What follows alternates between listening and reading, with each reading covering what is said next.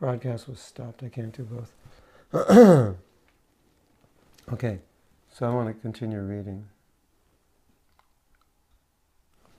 Let's put this in. I'm going to put the title in again.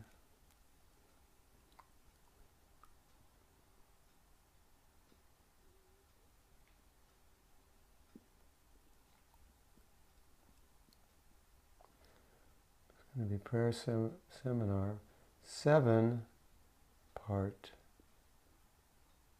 2. That's too bad that can't broadcast in two places. Hold up.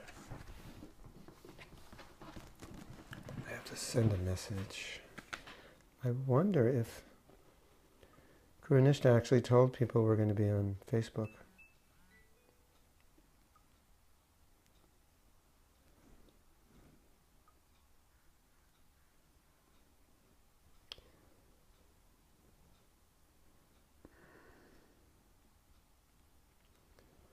Life gets complicated with technology. She said class would be 3:15 a.m. my time. No. Monday. Really? I don't know if we're going to be able to do it Monday. Okay, let's continue reading. Jai and Vijay prayed that they wouldn't forget the Lord. They were afraid they might take birth in lower species and thus forget Krishna. The Kumars thought they would go to hell because they cursed the devotees and they prayed they wouldn't forget Krishna. Well, that's interesting. The story, Jai and Vijay, is a long story, but Jai and Vijay ended up being cursed by the Kumars and cursing the Kumars. And they were both afraid that being cursed, they would forget Krishna. So Prabhupada said the greatest fear of a devotee is that he'll forget Krishna. So therefore, devotee prays to Krishna that they will never forget him. And it's kind of interesting that sometimes we might do something that would cause us to forget Krishna, where the greatest anxiety that a pure devotee has is that they would forget Krishna. Somehow or other, they would. Forgetting Krishna means, what does that mean? To forget Krishna means to think of material enjoyment. That's what's the best way to forget Krishna? Think of enjoying the material world. So when they say they're afraid to forget Krishna, that means they'd be meditating on what? Somebody other than Krishna that they could enjoy with. Some other relationship that they could enjoy. Some relationship that would become more important than their relationship with Krishna. So it's not like, if I don't think of Krishna, I'm just neutral. Devotees' fear is that they would forget Krishna and engage in material life. Because the only way you can engage in material life is to forget Krishna, right? Because if you remember Krishna, how could you engage in material life? Like sometimes we give the example that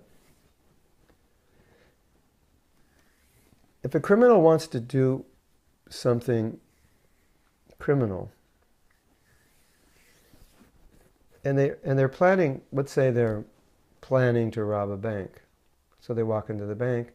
There happens to be 2 policemen in the bank. Just they happen to be there sorting out some business. Criminal sees the 2 policemen and so he says, no, I'm not going to do a crime. So you can use that example for any crime. If a criminal's about to do something, or even if you're not a criminal, but you are about to do something which is illegal, and there you see a policeman in the vicinity, you're not going to do it. You know, you're about to do something wrong in your house and nobody's home, and then your mother walks in and you stop. You can't do it when she's there.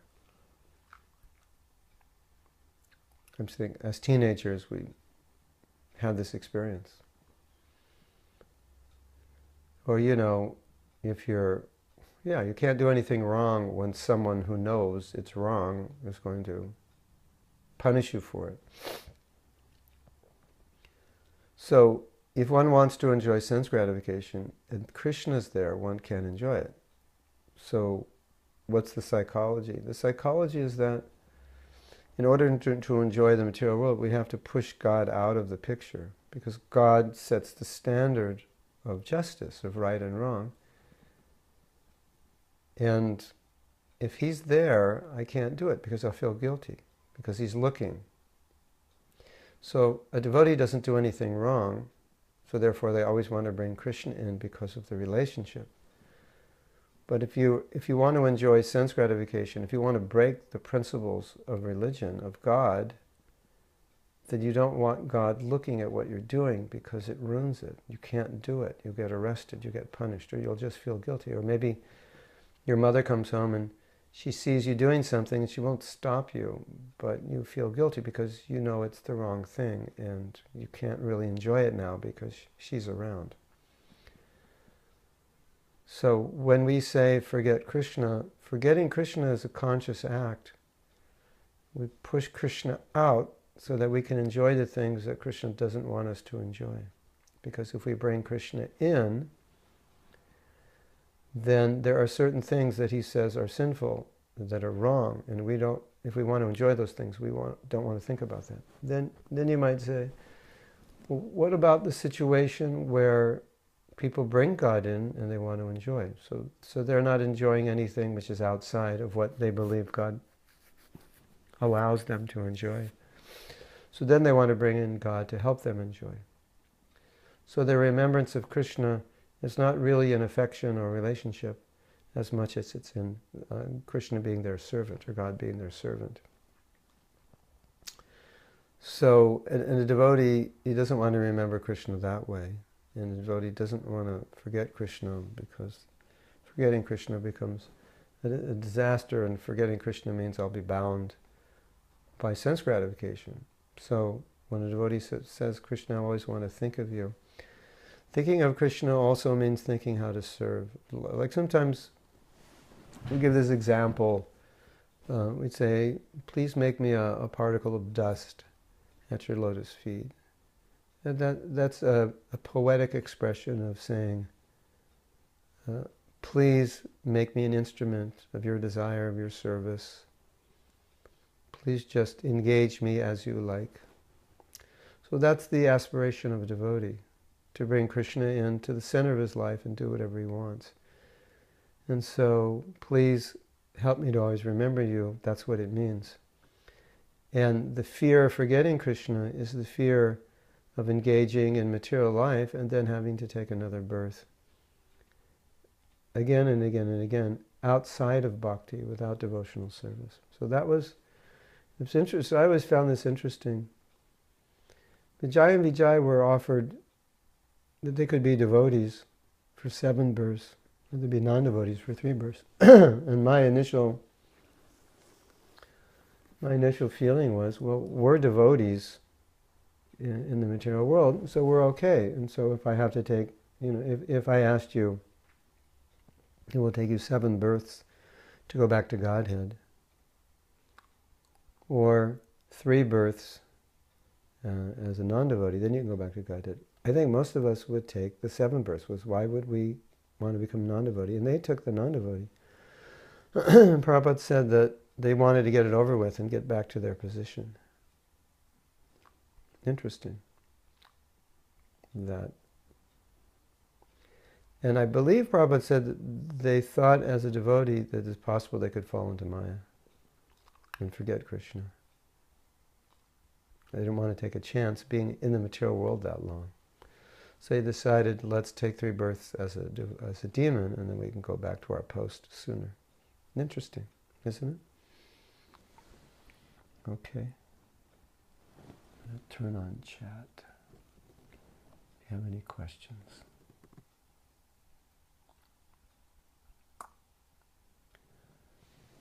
So, this is from the 7th canto, 9th chapter, and this is verse 24, and this is purport. My dear Lord, now I have complete experience concerning the worldly opulence, mystic power, longevity, and other material pleasures enjoyed by all living entities, from Lord Brahma down to the ant. As powerful time, you destroy them all. Therefore, because of my experience, I do not wish to possess them.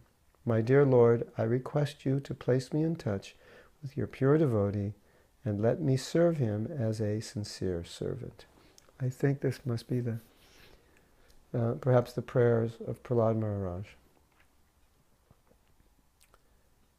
And so what Prahlad Maharaj is saying, he's expressing what he wants, and he's saying, I've had the experience of everything else, and having had that experience, I no longer want these things because I see that they lack in fulfilling my deepest need and my deepest desire. So what I really want, what's really in my heart, is the association of pure devotees. And then this can go back to the next point, because if I have the association of devotees, I can be Krishna conscious. I can think of Krishna. I won't forget Krishna. If I forget Krishna, again, I take birth as a non-devotee, or even sink down to lower species of life. If I have the association of pure devotees, I'll remember Krishna. It is said in Chaitanya Charitamrita that the association of pure devotees is the root of devotional service. For those practicing devotional service and those in the perfected state, in both states, it's necessary. And it's what causes us to relish devotional service. It's the foundation. So Prahlad Maharaj is praying to always have the association of pure devotees, or, you can pray, Krishna, always give me the association of devotees, never kick me out of the association of devotees. Sometimes I have seen that a devotee becomes offensive and they leave the association of devotees and they speak ill of devotees and they say, devotees are bad, I don't want to be with them, and so forth. And then they leave. And it always seemed to me that their leaving was not as much their choice as Krishna's choice. That if you're going to offend devotees, if you don't know how to associate with devotees, then I'm going to remove you from the association of devotees, or as we say in America, kick out. I'm going to kick you out of, you can't be in the association of devotees because you don't deserve it, you don't know how to associate with them, you're simply offending them, you're speaking ill of them, so you don't deserve their association. So it's nice to meditate on this, because if we appreciate the association of devotees, we'll always be respectful, we'll always realize the necessity to have good relationships with the devotees, because we depend on that association for our own devotional service. Without it, we'll dry up. Chaitanya Charitamrita says that devotional service won't become perfect without Sangha. It won't be relishable. It's not complete. It won't be complete, perfect, or relishable without the association of devotees. So, we might take the association of devotees for granted, but here we see in this prayer, Prahlad Maharaj, I believe Prahlad Maharaj is praying, please, I want the association of devotees. And so that shows that he values that association of pure devotees especially. What does it say?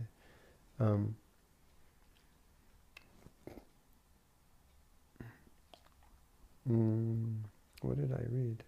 I can't even find it. Yes. Place me in touch with your pure devotees. So, when you get the association of pure devotees, you get pure devotional service. And so Prahlad Maharaj is saying, I've experienced everything else in this world. I don't want it. I want pure devotional service. If you want pure devotional service, then you always appreciate that it's through the pure devotees that you get pure devotional service. Therefore, Krishna, please always give me good association. Don't ever put me in a situation where I can't get good association. And, prayers are powerful. Sometimes devotees have prayed this way, and then somehow Krishna arranged for them to go to the holy Dham. and get so much good association there, especially if you go during Kartik or Purnima. So, Krishna, when we get the association of pure devotees, then we know it's a sign Krishna is being kind to us. That when Krishna allows us to stay in the association, when Krishna sends us a spiritual master, that's all signs of his kindness, because of this, we can be Krishna conscious. Without it, we can't be. Yes, that makes sense. I mean, we've spoken about association of devotees on our series on sadhana. We talk about that. So I'm not going to talk much more about it. But I think the main point is that when we see an example in Bhagavatam or any scripture of a devotee praying for something, then we should note that what they're praying for is very important for us to note. They're praying for association of pure devotees, so that association is very important for our Krishna consciousness. And association of advanced devotees is very important, because what you'll find in the association of advanced devotees is that what you're struggling with often you can overcome when you're with someone who's overcome that problem. It makes it much easier, because their association changes your heart. It affects you. Sometimes it affects you in ways in which you can't change yourself, but by their association, they change you. Now, Krishna sends you their association because you want to change, but because you're weak, Krishna sends you association of someone who can help you change, who just by sometimes seeing them, your heart becomes purified. So that's the value of association. Yes? And,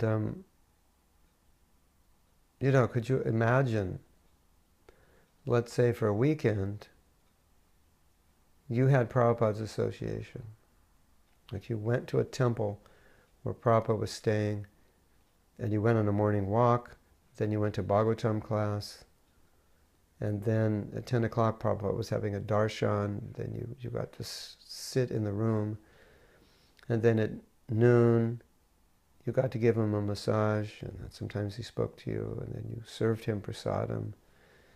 Then the afternoon when he woke up, you came in and you served him some juice, some coconut water, and then you sat in his room and he was talking to you, and other people came in and he was doing darshan. And then you went out in the evening, he did a program, and you went in the car with him and there was some conversation. You did that for 2 days. Would that have miraculous effects on you? Of course. Would it have effects that nothing else we could do would affect us that way? In many ways, yes. That association would affect us in ways that nothing else would or could. Now, you might say, but I'm chanting, I'm following sadhana, so won't that affect me? Yeah, it will. But there'll be certain anarthas that will just dissipate in that association, and a certain level of inspiration that will come that would just not come otherwise. So, therefore, devotee prays always, please give me the association of pure devotees. Never put me in a situation where I don't get that association, or never allow me to put myself in that situation where I don't get the association, because sometimes we put ourselves in that situation, right? I mean, that's due to our own foolishness. We may put ourselves in a situation where we don't have association of devotees. So, this is a nice prayer. Now, there was one prayer that I skipped.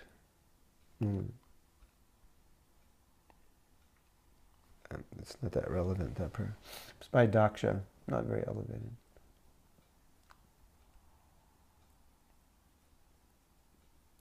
Here's a nice prayer. This is from the 9th canto, Srimad Bhagavatam. 9th canto, 9th chapter, text 45. One who is absorbed in Krishna Bhavanamrita has no material benefits to ask from Krishna. Bhavanamrita. Bhava means emotion. Bhava is the preliminary stage of love, and Amrita means nectar. So one who's experiencing the nectar of ecstasy, of emotion, in relation to Krishna, has no material benefits to ask from Krishna. Why would you ask if you're on that level of consciousness? It's like Prabhupada gives the example. If you're a wealthy person, you're not worried about $10 bills or $100 bills or $1,000 bills. You have millions of dollars. So you have no anxiety. And why would a wealthy person ask for something insignificant? They wouldn't. So when you're on the stage of bhava, you wouldn't ask Krishna for anything material because you'd be so fulfilled that you would just be appreciating Krishna. Just like, okay, well, we give that same example. Let's say for a weekend you were with Krishna. And you knew you had your date. Let's say, Krishna's making his rounds and he's going to visit different people. And so he visits one person a day in ISKCON. And you've got your date. So let's say your date is next Saturday. So you might be thinking, okay, I have all these problems that I need Krishna to help me with. So what am I going to ask him? So let's say, for the sake of example, you had certain problem you needed solving. You weren't able to find the right job, or the job you had was very stressful, and you're having trouble in your marriage, or your children are misbehaving, or your mother's very sick, and just like normal problems that everyone has. And so you might be thinking, well, maybe, or you're thinking, well, what should I ask Krishna? So you're looking at your problem list. And then Krishna comes, and you see him, and you experience the ecstasy of love. Do you think you would ask Krishna to solve those problems? So it's being said here, one who's absorbed in Krishna Bhavanamrita has no material benefits to ask from Krishna. Instead, such a person prays to the Lord for the benediction of being able to spread his glories all over the world. Mama janmani janmanishvare bhavatad bhaktir rahaichuki tvai. A Krishna conscious person does not even want to stop his cycle of birth and death. He simply prays, quote, I may take birth as you like, but my only prayer is that I may be engaged in your service. So, if you can imagine this experience of like when we experience material love, or what we call love in the material world, when we first fall in love, or we love somebody deeply, like a boy loves a girl loves a boy, or you love your spiritual master, or parents love their children, or children love their parents. Especially with parents and their children. Even the love of the guru for the disciple. The love of husband and wife, boy and girl. When that love is deep, then the only thing that gives pleasure is to please the other person. That's all you want to do. It's like a boy's in love with a girl. He's buying her things, and she's making things for him, and she's thinking about him, and he's thinking about her, and they just want to please one another. They're not really asking much from one another. This is when they fall in love. They just, what can I do to make you happy? I want to please you. So, that's what's being said here. The desire to please Krishna in that state of Krishna consciousness is so strong that if I have to take another birth, it doesn't even matter, because that nectar of pleasing Krishna is so ecstatic, it's so wonderful, that the external circumstances don't really mean much. I may take birth as you like, but my only prayer is that I may be engaged in your service. I may take birth as you like. Now, many, many devotees would feel somewhat reluctant to tell Krishna, I'll take birth as you like. As you like could be a hellish planet, or let's say a body that I wouldn't like to take birth in, a certain race or in a certain country. I'll take birth in any way you like. I just want to be able to serve you. So that means the ecstasy and the love is so deep in a pure devotee that they get so much pleasure from serving. They get so much happiness. There's so much desire to please Krishna. That's the only thing that is going on in their heart, the only thing that makes them happy, the only thing they want to do, that they don't really care. You might say, let's say you like chocolate. Okay, it's not a good example, but we'll give it anyway. So let's say you like chocolate, or not chocolate, something you really like. You like. Okay, we'll give a surfing example because I give surfing examples. But surfing examples aren't good because if you've never surfed, okay, think of something that you really, before you were a devotee, that you really love doing. It's like your highest thing. Then you might say, I don't care where I take birth as long as I can, or in this case, I don't care where I take birth as long as I can surf good waves. It doesn't matter. You know, as long as I can ride motorcycles, as long as I can eat chocolate, as long as I can eat cheesecake, as long as I can play my guitar. You know what I'm saying? It's like this is so, as long, like I love you so much that I'm a rich man. I'm the son of a rich man. I live in a mansion, and I want to marry you. But you come from a poor family, and my parents won't let me marry you. But I love you so much that I don't care. I'm just going to run off with you, and we'll live under a bridge. I just want to be with you. I just want to please you. I just want to serve you. So I'll run out of my mansion to live under a bridge. Just if I can just be with you, I don't care where I live. Yes? So haven't there been movies like that and songs like that? So when love hits that point, you're willing to give up so many things just to serve that person. So that's why the pure devotees can say, birth after birth, it doesn't matter. I just want to serve you. Because the feeling of ecstasy and love is so strong that as long as that's there, then it doesn't matter. Nothing else matters. Okay? I'm going to lower this a little bit. Okay. That was a nice prayer. There's another one. This is a prayer of Lord Brahma. Lord Brahma was entrusted with creation. Oh, I thought I lowered it. I'm going to lower it some more. Hold on, everyone. Don't go anywhere. Yeah, that's better. Lord Brahma was entrusted with creation. It's his service. He gets the Shakti from Krishna that he can do what's called secondary creation. He doesn't manifest the ingredients for creation. It's like Krishna supplies the rice, dal, chapatis, and sabji, and then you cook it. So Brahma cooks it up. So Krishna supplies the ingredients, and then Brahma creates the bodies.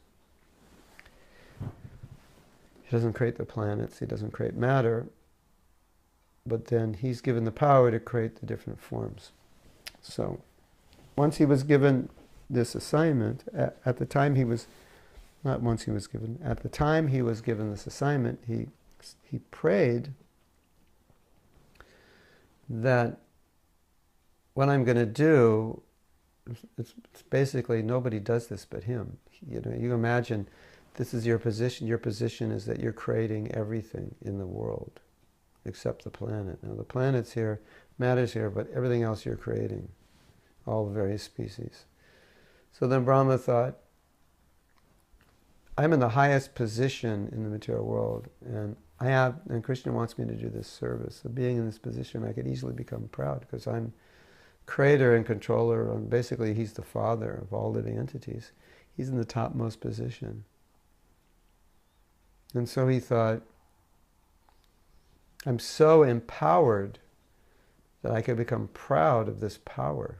And Krishna entrusted me with this power to do this service. But when I see what I'm doing, I may become proud that I'm special or better. So then he said, Krishna, please protect me from becoming proud. It's a nice prayer. So Prabhupada says, Brahma prayed for spiritual protection so he wouldn't become materially affected by his works of creation. He thought he would become proud or deviated from Shastra. Deviated from following Shastra, which is, it's a great prayer. Especially if you are good at something, then it's very easy to become proud. I mean, when I say good, I mean better than most people. Then it's very easy to become proud. So Brahma is very wise, so he understood that what I'm going to do is unique. No one is doing what I'm doing. And if nobody can do what you can do, it's very easy to become proud. So he understood that.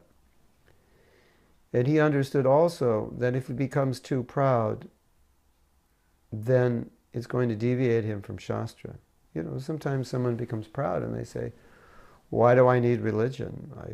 I can make up my own religion. Why do I need God? Or they might even believe in God, but they'll say, why do I need religion? I can do things my own way. So that's an example of pride. Nobody can tell me what to do. And so in bhakti, what's the first principle? Tad bidhi pranipatena. If you want to get bidhi, if you want to know things, then pranipatena, fall down. Paripashnena, inquire. Sevaya, and serve someone who's in knowledge. And so that idea of falling down means submission. It means you put that person above you. I fall down, you're above me, I inquire from you, what's the goal of life? And I serve you. So that's the mood of the disciple. So Brahma, in his prayer, we could say that he's saying, well, I want to keep the mood of the disciple. And in execution of this service, I may become proud and think that I'm very powerful or special. And in some way, I don't need Guru, I don't need Shastra. And that, anyway, he's showing us that the tendency is there. You might say, well, I don't think I would ever feel that way. What he's saying is the tendency is there, and given the right circumstances, when a tendency is there, it can sprout. Just like there are many seeds that don't sprout until the rainy season. In Alachua, where we have our home, from November to April, the grass doesn't grow. It's too cold for it to grow, and there's not enough rain. I suppose if you watered it every day, it might grow. But we don't get much rain, and it freezes. It gets almost freezing at night. It's very cold. So then, when it starts raining and the weather warms up in April, the grass grows. There's another story. There's a place in America which it never rains. And oh yeah, it's called Death Valley. It never rains and nothing grows there. And then one year they had rain, like lots of rain, and all these things were growing. Even though it's called Death Valley, they're all coming to life. Isn't that interesting? In Death Valley, things were growing because they finally got rain. So it means all these seeds were under the ground. So you might feel like, well, you know, I don't think I would be deviated from Shastra. I don't think I would reject Krishna. You know, even if I become proud, I don't think I would do those things. But what Brahma is saying is that we should be conscious that the seeds of those desires, they're there. And if we become proud, those seeds are watered. So what Brahma is showing us is don't underestimate the power of those material seeds. And therefore, really what he's praying is that I don't become proud, because the pride is the water that's going to water those seeds. So I'm praying I don't become proud, so I'll never water the material seeds. That I'm smart, I'm intelligent, I'm okay the way I am. I don't need help. And then that pride, when it's too strong, then one will even question Shastra, Sadhu, and Guru, or even argue with them. So I'm not saying that would ever happen to you, but at least be aware that the tendency, the seed, is there in all conditioned souls, and that pride is a powerful form of rain that can water the seed of those material tendencies which could destroy our bhakti. Otherwise, if that wasn't true, Lord Brahma wouldn't pray that way. The Bible says, pride precedes a fall. So he was very aware that if I become proud, then I'm going to think I'm better than everyone, and then I don't have to listen to anybody. And then pride hits a certain threshold, I don't have to listen to Guru. Hits another threshold, one threshold, I don't have to listen to anybody. Next threshold, I don't have to listen to advanced devotees. Next threshold, I don't have to listen to Guru. Next threshold, I don't have to listen to Krishna. And then that's pretty much everybody. I don't have to listen to anybody. And then we're lost. Contrasted to paripratena, pranipatena, fall down like a stick at the feet of the Guru.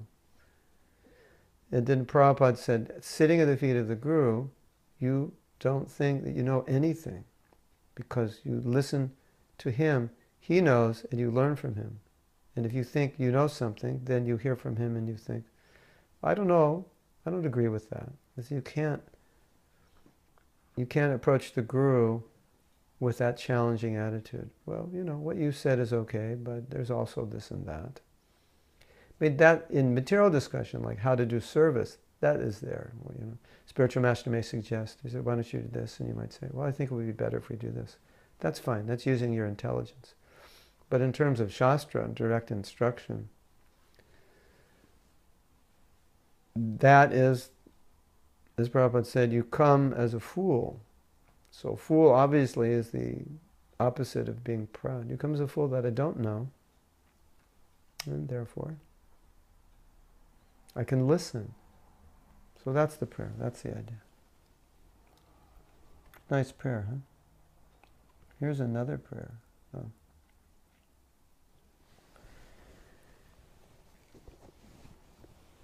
This is about gratitude. Unfortunately, I compiled these references, but a lot of them I didn't give the reference, and so, I could look it up later. So I don't know who's praying. I don't know the context. In any case, we should always feel obliged to the Lord, for he is always anxious to bring us to eternal life. Since we can't repay him, we can simply feel gratitude and pray with folded hands. You know that saying Prabhupada said.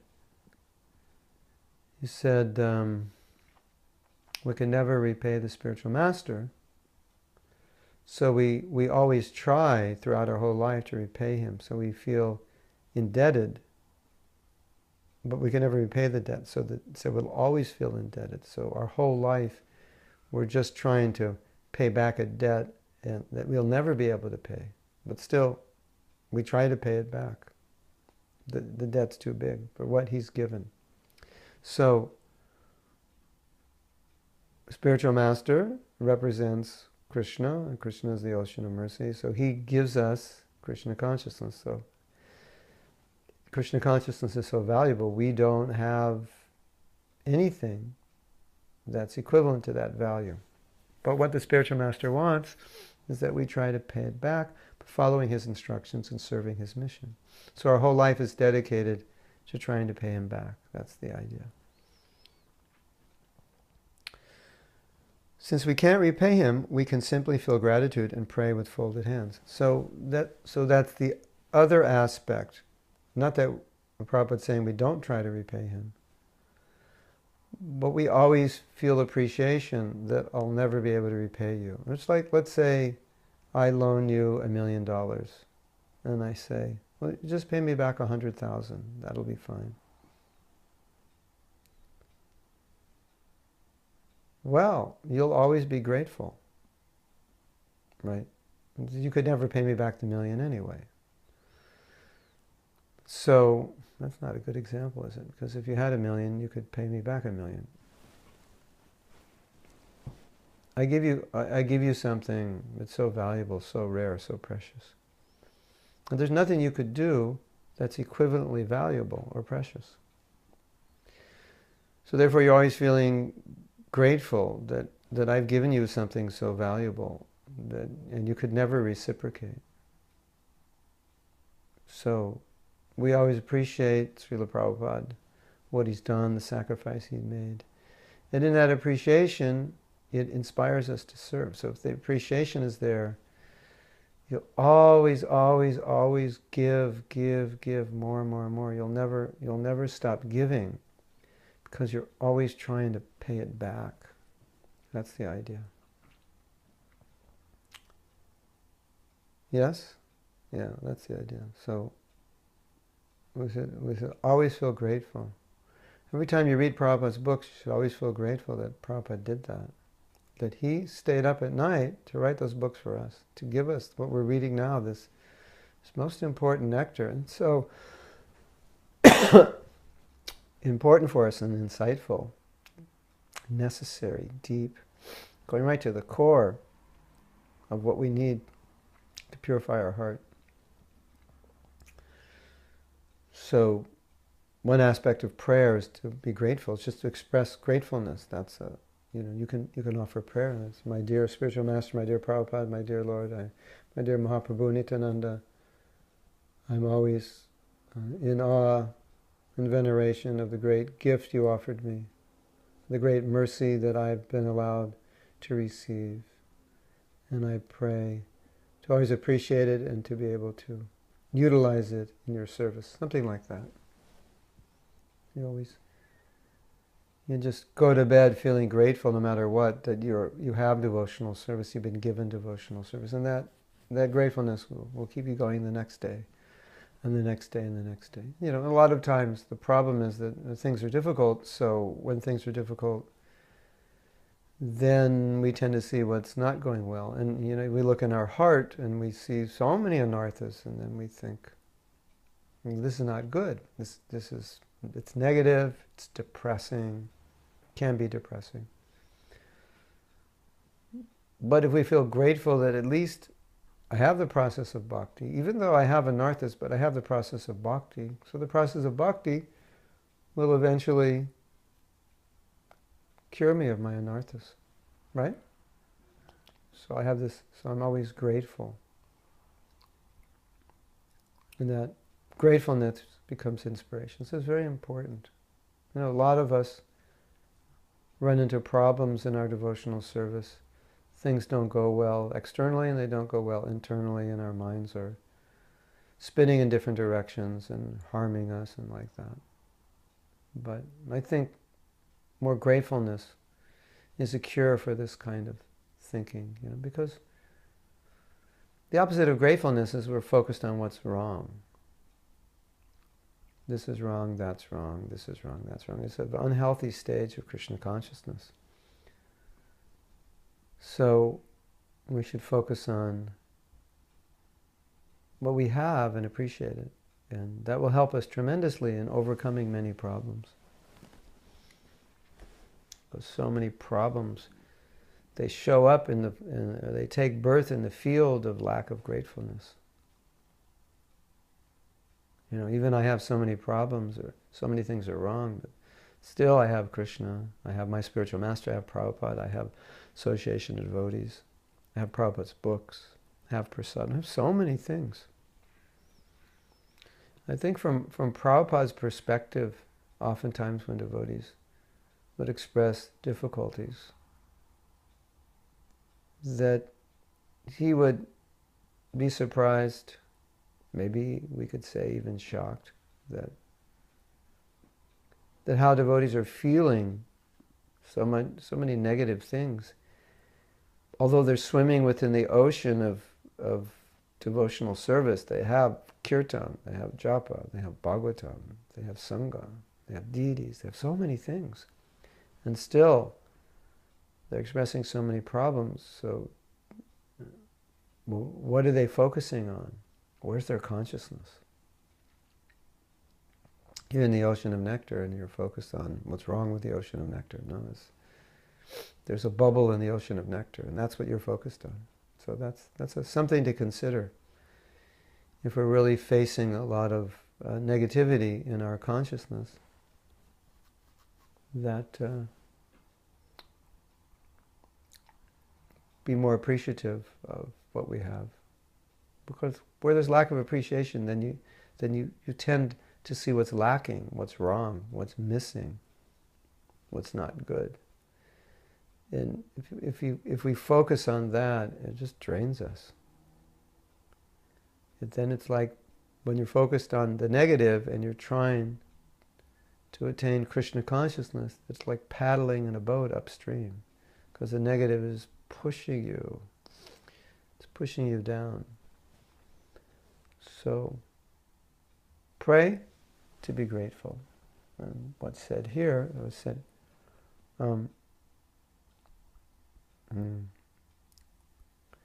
we simply feel gratitude and pray with folded hands. So praying means expressing that gratitude. I express my gratitude. Thank you, Krishna, for everything you've given. And that's very powerful. It's so positive. That's why it's so powerful. Yes, we have anarthas, we have problems. But gratefulness shifts the energy into, in spite of having the problems, that I appreciate the process, that I have the process that will solve the problems. Just like Prabhupada said, be patient. Patience is such an important virtue in Krishna consciousness. Be patient. Why? Because you have the process that will solve the problems. Yes? Okay. I'm going to lower this again. I think, well, maybe what's happening is I'm getting lower in my seat. This seat is so comfortable. I'm sinking. I'm sinking into the ocean, this ocean of sofa. All right. I'm going to go down a little bit because this gives me more room to sink. I'm sinking in the sofa ocean. Okay. Here's another nice one. And what's nice about understanding how devotees pray, it really brings you into their heart, what's going on in the depths of their consciousness. How do they feel in relation to Krishna? What's their thought process? What's their emotional process? Because if we want to be Krishna conscious, we want to know how the pure devotees are thinking. We want to know what are their attitudes. We want to know what are they feeling. We want to know when they relate to Krishna in difficulty, how do they feel? How do they see? What are their aspirations? And then that becomes a template for us. Maybe we can't imitate it, but at least we understand that's the goal, that's where we're supposed to go. What Prabhupada has done for us is he showed us pure devotional service through the pure devotees. That's what the Bhagavatam is. Like Krishna in the Gita talks about pure devotional service, and he brings it to this point in the end of the Gita that just sarva dharmam pratityaja mamekam sharanam braja. Just surrender to me. So then Bhagavatam exemplifies surrender through the lives of devotees. So we see how they live. They're examples for us. So we have examples of pure devotees. Not that it's meant to make us feel bad, that we're so fallen by comparison to them, which for some devotees it does, but that's not its intention. Its intention is to establish this is what pure devotional service is. If we don't know what it is, we can concoct what it is and then live a life of impurity and define it as purity. So here we have examples. This is how a pure devotee acts, how he thinks, how he feels. These are his attitudes. These are his sentiments. These are his prayers. And so that becomes a standard. It's just a template. This is what it is. Not meant to make you feel bad, but meant to show you this is the standard. Like, I think I've given this example, and I think it's a good example. I'll use guitar. So let's say you're learning guitar or learning any instrument. And there's a certain sound. You have to play it in a certain way to get a certain sound, and that sound has become the sound for that genre of music. So let's say you're playing like blues guitar, and your teacher will say you have to do it like this. So that's the sound. So you're trying,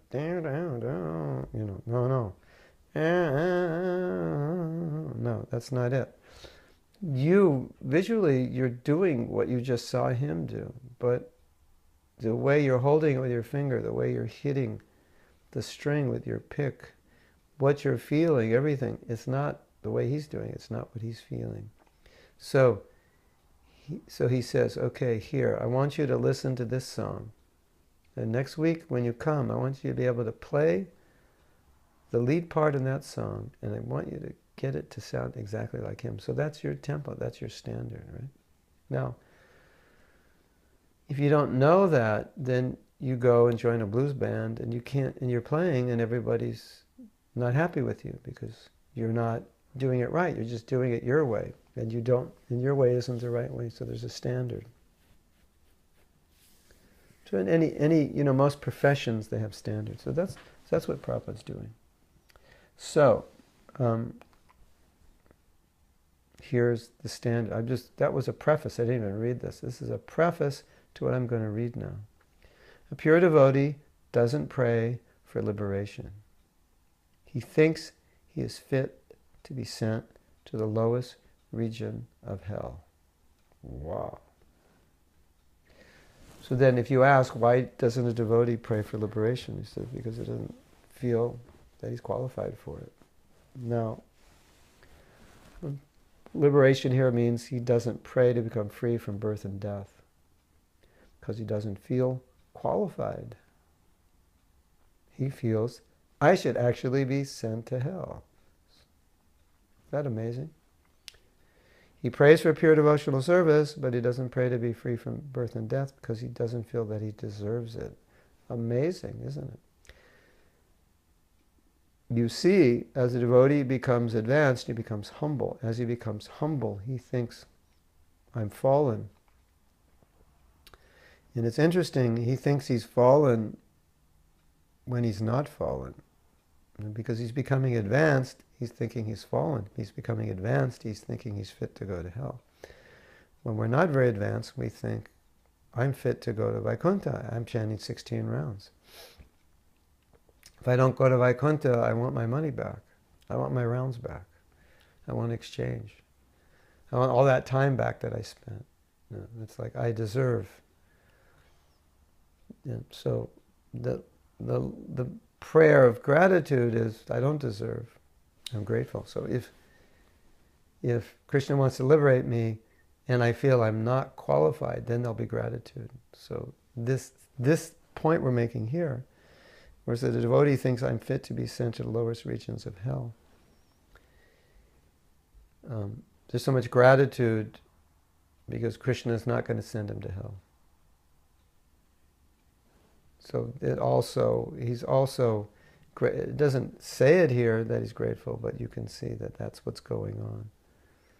That if you think you're not fit for anything, then anything you get, you're grateful for. So if we think, whatever I get in Krishna consciousness, I don't deserve, I'm not qualified, I've been very sinful. then whatever we get, we just appreciate.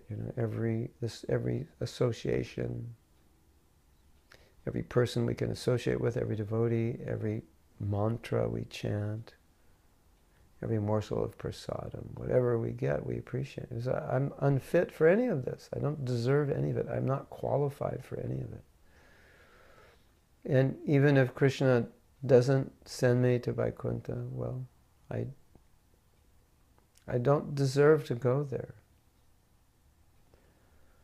Pure devotee doesn't pray for liberation. He thinks he is fit to be sent to the lowest regions of hell. That's what Prabhupada is expressing here is a very intense form of humility. It's that as a devotee becomes humble, this is how he thinks. So, and as we become proud, we think in the opposite way. Oh, I deserve so much. You have to give me so many things. So, something nice to meditate on. And we've talked about humility before. So humility means that you are advancing.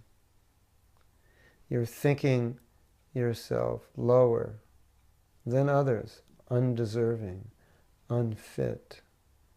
Fit for going to hell. Wow, what an amazing consciousness. And as we've talked about in other classes on humility, it's not something that you can imitate artificially. Right? You might say, I know that I'm fit to go to hell. You may not feel that. Okay, so you could know that. But when you think you feel it and you don't feel it, that's artificial. But at least you can understand this is what is in the heart of a pure devotee. That's actually how they feel. And then you understand, why would they feel that way? Because they feel most wretched, most unqualified, most impure, most undeserving. And that's the sign that they're pure. It's an interesting paradox, isn't it? The more pure you become, the more impure you will feel. That the more you love Krishna, the more you realize you don't love Krishna. The less you love Krishna, the more you may think you love Krishna. So it's just it's a road sign on the way of bhakti, that if you start feeling genuinely impure, and some devotees will say, well, I feel impure because I am. I'm such a bad devotee. That's not what this is talking about. This is talking about you're following everything. You're a pure devotee. You follow everything. And you feel impure. That's the sign you're advancing. Okay? So we've gone a little over time. And it's early for me and my japa time. So we're going to end here. Thank you for listening. And tomorrow we're supposed to give class, but my time it's going to be 3:15 a.m. So I'm not sure the way my schedule works that I'll be able to do it, but we're going to try. We'll see what happens. Okay? Srila Prabhupada ki jai. Go Premanandi.